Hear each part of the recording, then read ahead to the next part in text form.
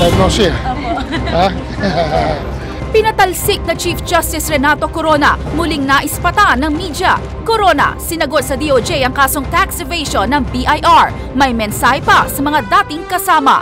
Kayo ay sumunod sa Malacanang kung ayaw ninyong mangyari sa inyo ang nangyari sa dating punong administrasyon. Pangulong Aquino, magaling na matapos sumama ang pakiramdam kahapon. Pinoy, nagawa pang balasay ng kanyang gabinete kahit nasa Australia. Dead or alive? Leader na notorious sa Bactin Carnap Syndicate na si Ryan Yu, ipinapaaresto ni Davao City Vice Mayor Rodrigo Duterte. Makapatay daw sa sospek, doble pa ang pabuya. Pag napatay ninyo, dublado, 4 million ako. Pag dinala ninyo ang ulo ni Ryan Yu dito sa akin, lagyan mo lang ice para hindi mabaho, dagdag ako sa sarili ko na 1 million.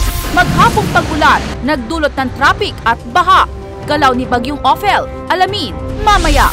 Aktres at Laguna Board member na si Angelica Jones may hirit sa mga isyu ng bayan, gaya ng RH Bill. Pro-life.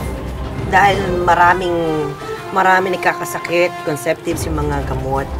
At Bangsamoro Agreement. Agree ako. And yung kay Pinoy at doon sa mga ating mga foreigner. Biyaheng walang flag down at walang boundary. Antar na mga balita, antar na mga balita.